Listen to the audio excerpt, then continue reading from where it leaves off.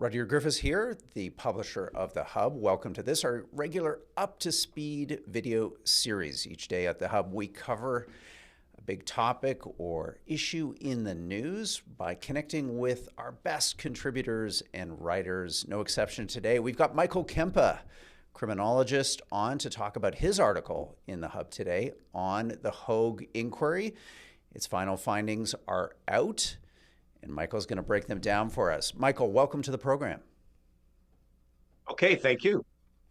Well, let's start right off the top. You wrote for us today that this kind of inquiry has ended with a whimper, not a bang. Why do you think we came to this place after so much debate, after so much resistance by the Trudeau government to even have an inquiry in the first place? What's your verdict on the findings and how they've been presented? Well, I think the findings to this round, this second round report, were always going to be very technical. That was the main purpose of the second phase of the inquiry, to look in to the capacity of the intelligence services, the government bureaucracy, everybody involved to secure Canada's electoral process from foreign interference.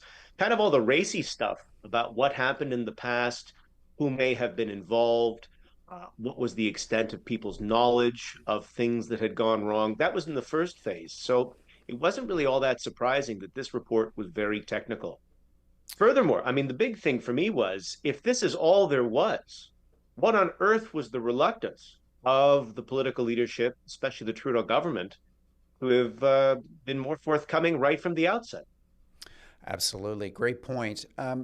Let's break down, before some of the recommendations, how the Justice Hogue chose to characterize some of the key elements in the report. Some of these incidents surprised me. For instance, Bill Blair delaying for weeks the formal processes starting on Liberal MPP Chan, and normally this would have taken or should have taken 72, 48 hours.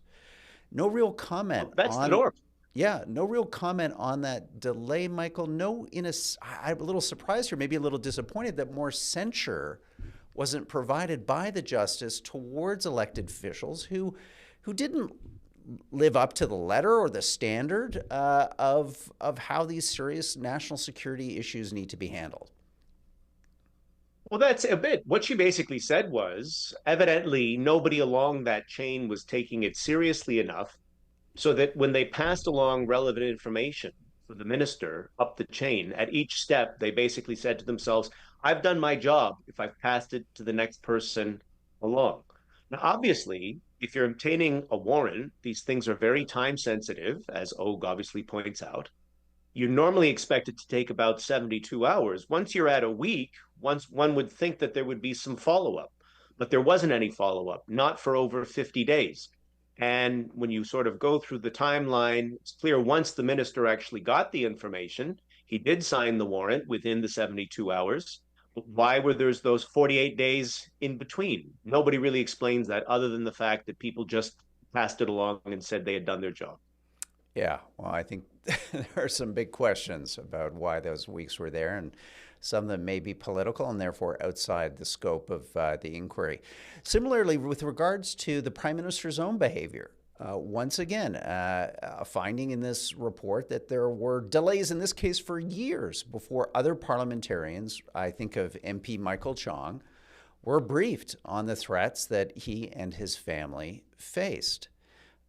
This is noted in the report, but again, I wonder why this conspicuous lack of some censure, of some specific name calling here of individuals, including the Prime Minister, who once again did not follow what would have been expected as a courtesy to a fellow MP, but even beyond that, what might be expected as the singular individual in government responsible for national security, i.e. the PM.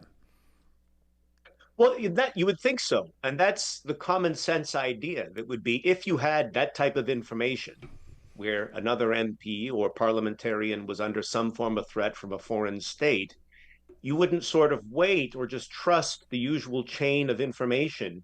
you'd either reach out personally or at a minimum, you'd make sure that the people responsible for reaching out were actually doing that.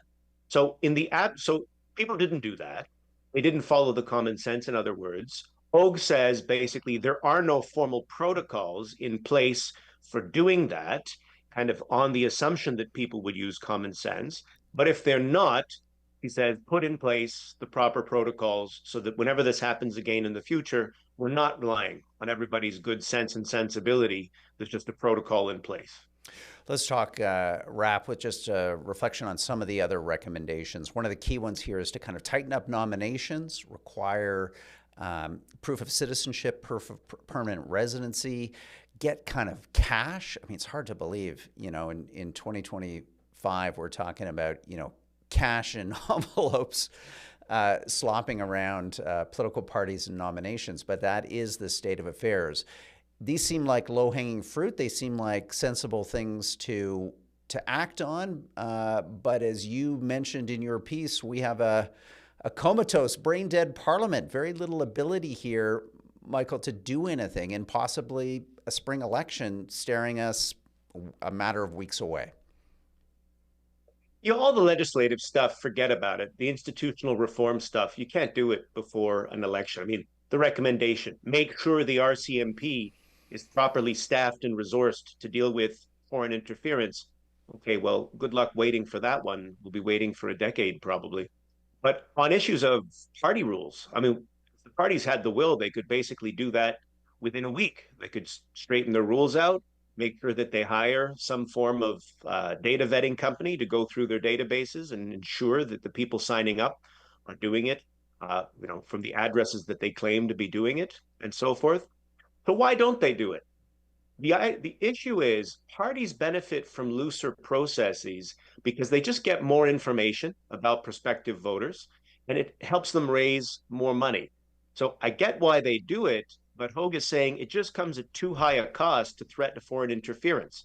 So if you want to have that kind of open American style of trying to get citizens engaged in selecting leaders and selecting nominees and so forth, almost like a primary system, you need to run it more strictly, kind of like the Americans do. You can't do it informally. Yeah. Great analysis, great insights, Michael Kempa. You can catch his piece today in the Hub, www.thehub.ca. Michael, thank you for all your contributions, and we look forward to reading you in the days and weeks to come on this important issue. Ladies and gentlemen, that is our show today for Up to Speed. We hope you've enjoyed it. Check out all the other Up to Speed videos on the playlist. You can search for that on the Hub's YouTube channel. We'll talk to you again soon. Bye-bye.